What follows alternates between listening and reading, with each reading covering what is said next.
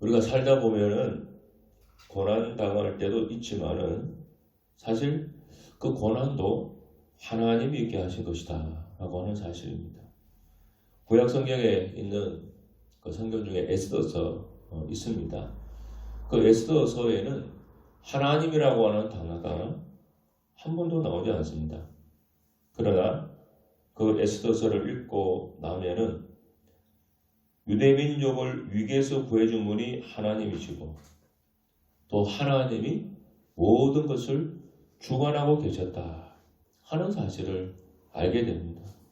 그래서 에스더서를 다 읽고 나면은 우리가 무릎을 탁 치게 되죠. 하나님이 하셨구나. 이 세상 역사가 다 그렇습니다. 어떻게 이런 일이 일어날 수 있는가? 여러분 그런 생각 들 때 있죠. 노벨 평화상 수상자이자 홀로코스트 생존 작가인 엘리 위젤이라고 하는 분이 겪은 얘기라고 합니다. 이분이 독일 나치 정권 하에 그 아우슈비츠 수용소 잘 아시죠? 거기에 갇혔는데 거기서 많은 유대인들이 지켜보는 가운데 두 사람이 교수형에 처해지는 것을 본 적이 있다고 합니다. 한 사람은 노인이었고 또 한 사람은 어린 소년이었습니다. 교수의 밧줄이 내려와 목에 감기자 그 노인은 곧바로 숨이 끊어졌습니다. 그런데 그 어린 소년은 20여 분 이상을 목이 매달린 채로 발버둥을 쳤다고 합니다. 그때 그 수용소에 있던 많은 유대인들이 탄식하면서 말했습니다. 도대체 하나님은 살아계시는가? 정녕 우리를 버리시고 떠나셨단 말인가? 전부 이 탄식을 했다고 합니다. 제가 그 자리에 있어서도 하나님 살아계시는가? 그 질문을 했을 것 같습니다. 우리도 그렇지 않습니까? 살다 보면은 어떤 때 정말 하나님 살아계시다면은 어떻게 이런 일이 일어날 수 있는가? 여러분 그런 생각이 들 때 있지 않습니까? 제가 지난 주간에 친한 친구 딸의 장례식을 다녀왔습니다. 그 친구의 딸이 올해 29살 여자 청년입니다. 내부 과로와 스트레스로 인해서 한 달간 투병하다가 심장마비로 이렇게 하나님 품으로 가게 됐습니다. 여러분 잘 아시는 말처럼 부모는 죽으면 땅에 묻고 자식은 죽으면 가슴에 묻는다. 그 얘기를 하지 않습니다. 갑작스런 딸의 죽음으로 그 친구와 가족들의 슬픔은 정말 이루 말할 수가 없었습니다. 영정사전을 제가 보는데 참 선한 그 인상의 참 딸이었습니다. 정말 이 집에 엄마 아빠에게 개척도 하는 엄마 아빠인데 참 큰 힘이 되었을 딸인데 정말 하늘이 무너지는 그런 일이었습니다. 아마도 믿음이 약했다고 한다면 이런 질문을 했을 것입니다. 하나님이 살아계셨다고 한다면 이런 일이 일어나지 않도록 막을 수가 없었단 말인가? 왜 고쳐주지 않았겠는가? 그런 질문을 하지 않겠습니까? 여러분 그럼에도 우리는 기억해야 할 것이 있습니다. 하나님은 여전히 모든 상황을 통제하고 계시다. 성도의 고난에는 반드시 사람 목적이 있다. 이것을 기억을 해야 됩니다. 오늘 본문에는 나사로와 두 명의 동생 마르다, 마리아가 나옵니다. 예수님은 이들 남매를 사랑하셨다고 그럽니다. 5절에 나오죠. 그런데 그 나사로가 병이 들었습니다. 근데 정황을 보니까 이 병이 아주 위중한 겁니다. 아주 심한 병이었습니다. 그래서 마르다와 마리아가 이 소식을 급하게 예수님께 알렸습니다. 그 당시 예수님은 요한이 처음으로 세례 베풀던 그곳에서 거하고 계셨습니다. 나사로가 사는 이 베다니에서는 여기 예수님 계시던 곳까지는 대략 3km에서 5km 된다고 주석에 나옵니다. 아주 가까운 거리죠.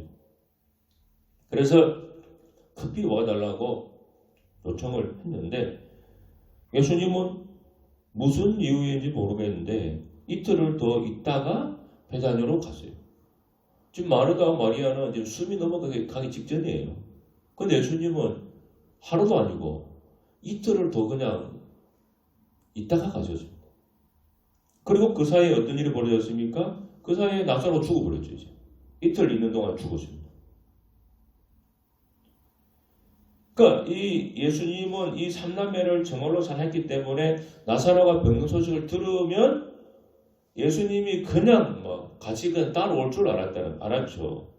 그런데 예수님은 4월이 지나도 캄캄 무소식이에요. 연락도 없어요. 여러분 얼마나 서운하겠습니까? 생각해 보세요. 그냥 모르는 사이도 아니고 예수님이 정말 사랑하는 사람들이라고 하는데 사람이 지금 죽어가는데 오라고 갔는데 아무 기별도 없고 이틀이 지나도 오지 않고 여러분 이 정도 되면요 정말 시험 듭니다. 예수님이 하나님이고 다 집어던지고 안 믿을지도 몰라요. 예수님 왜 늦게 왔을까? 우리가 종종 기도 응답에 대한 간증을 듣게 되면은 대부분의 기도는 이 간증할 때 듣는 기도는 아주 기적적인 방법으로 즉각적인 응답을 받는 그런 인상을 많이 받습니다. 간증자들 특징이. 그런데 여러분 그런 기적적이고 즉각적인 응답의 경험은요 사실 많지 않습니다. 아주 예외적입니다. 왜냐하면은 대부분 우리 기도는 기도의 간절함에도 불구하고 아무런 응답을 경험하지 못할 때가 실상 더 많습니다. 응답의 어떤 징후나 문제 해결의 희망 없이 그냥 오기로 버티고 할 때가 훨씬 더 많아요. 마르다와 마리아가 예수님을 찾은 것을 기도에 비유할 수가 있는데 기도의 응답이 상당히 늦어졌잖아요. 그 이유가 뭐고 그럴 때 우리 도대체 어떻게 해야 되는가 하는 점입니다. 여러분 기도 응답이 늦어질 때 지연에는 더 좋은 하나님의 섭리와 계획이 감춰져 있다. 그렇게 꼭 믿으셔야 됩니다. 예수님은 나사로를 그냥 고치는 이 치유보다 나사로의 부활이라고 하는 더 큰 복을 사실은 계획하신 거예요. 그냥 병들었을 때 고친 그거보다 죽었을 때 살려내는 그것을 예수님은 계획하셨던 거죠. 그래서 죽을 때까지 그냥 기다리신 거예요. 어떤 일에 어려움이 생기고 일이 뜻대로 안 되고 지쳐야 될 때도 여전히 하나님은 그 상황을 다 보고 계시고 또 더 크고 위대한 일을 계획해 두고 계시다고 하는 그 사실을 기억하셔야 됩니다. 기다림이 계속되는 것에 대해서 낙심이 되겠지만은 낙심하지 않도록 우리 마음을 다스려야 됩니다. 이 하나님의 지연은 결국은 나중에 하나님의 지원으로 바뀌죠. 지연이 지원으로 바뀝니다. 하나님은 우리 주님은 나사로의 경우처럼 이 치유해주는 은혜보다 더 큰 부활의 은혜, 부활이라 더 크죠. 이 은혜를 주시기 위해서 잠시 눈앞에 보고 유보해 두신 거예요. 가서 고쳐도 되는데 근데 예수님은 더 큰 걸 지금 보고 있는 거예요. 죽은 뒤에 부활하는 살아나는 지금 이것을 계획하신 거예요. 그래서 우리가 간절히 한 기도 제목이 응답이 되지 않고 늦어져도 낙심하지 말자 하는 점입니다. 그 지체되는 시간에 하나님께서는 더 큰 일을 계획하고 있다고 하는 사실을 믿으셔야 돼요. 성도가 기도하면 하나님은 즉시로 듣습니다.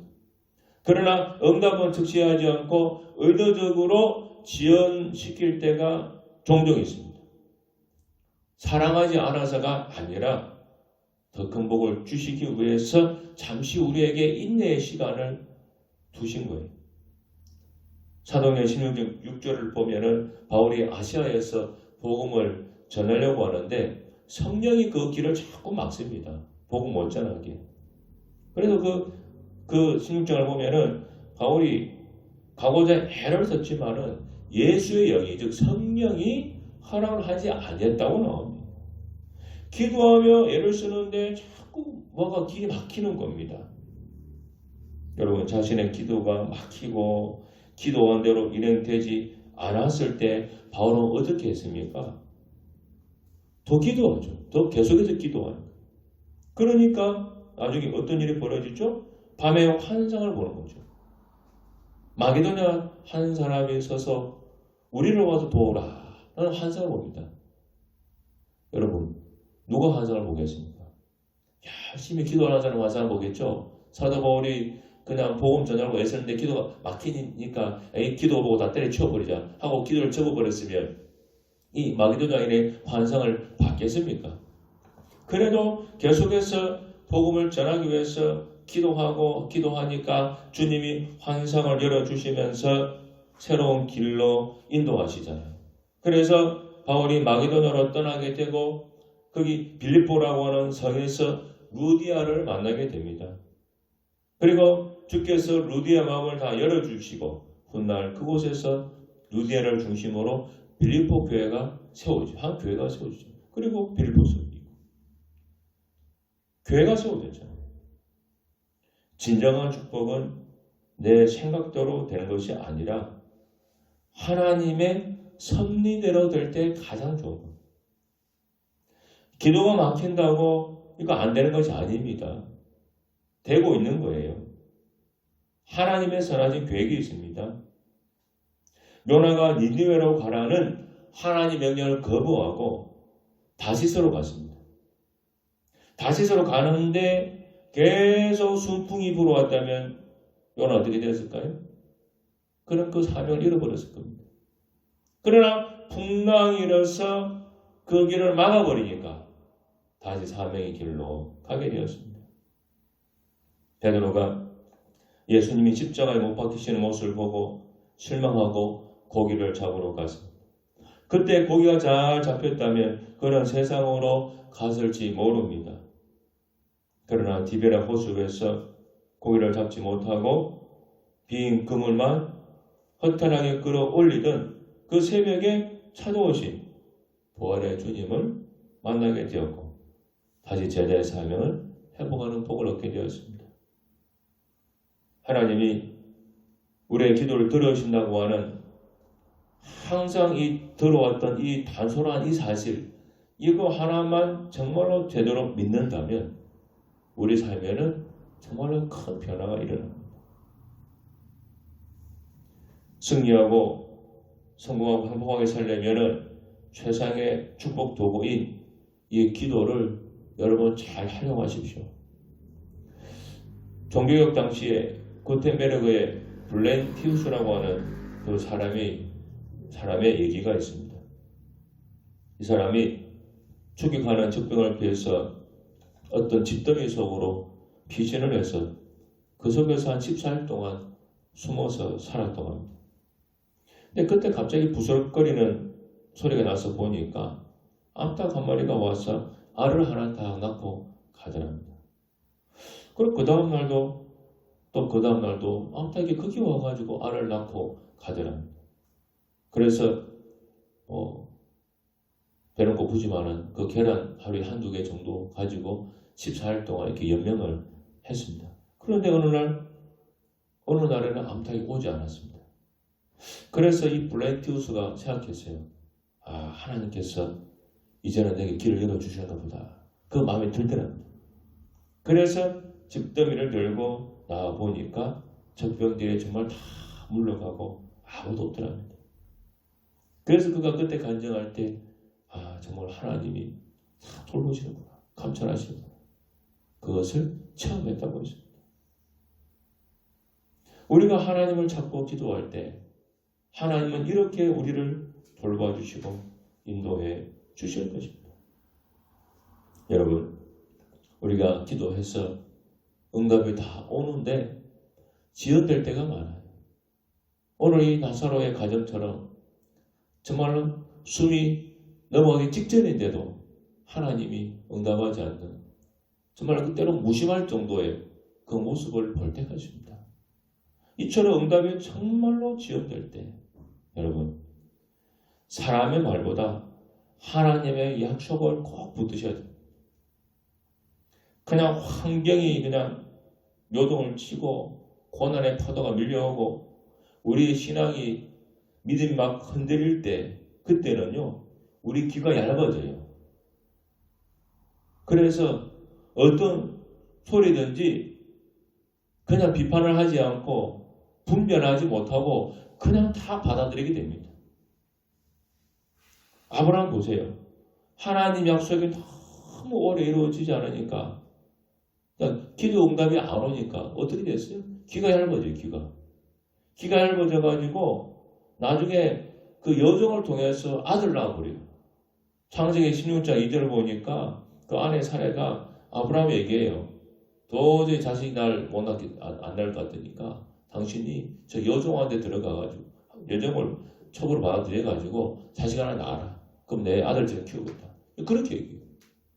귀가 얇아지니까 그전까지는 여러분 그런 소리가 안 들렸는데 응답이 지연되니까 귀가 얇아져가지고 살아가는 말을 듣고 그대로 따라버려요.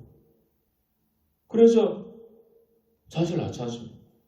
사실 아브라함의 가정 이런 일은 그 시대에는 사람들이 일반화된 것이었습니다. 자식을 못 낳으면 뭐 둘째, 셋째 부인 얻어가 자식을 낳고 하는 것이 그냥 그 시대에는 아무런 문제가 되지 않았던 일이었습니다. 응답이 지연될 때 우리의 삶이 어려워질수록 우리는 더욱더 하나님 약속을 붙잡고 하나님 말씀의 길을 열어야 되는데 믿음이 흔들리면 귀가 얇아져서 자꾸 세상 소리가 우리 마음이 흔들리게 됩니다. 당장은 아이를 낳아서 품에 안게 되었지만은 여러분 그것이 지금은 목적을 이룬 것처럼 보이지만은 결국에는 도움이 안 되죠. 자식을 얻었지만 말할 수 없는 고통이 찾아옵니다. 가정이 평화가 깨졌지 않습니까?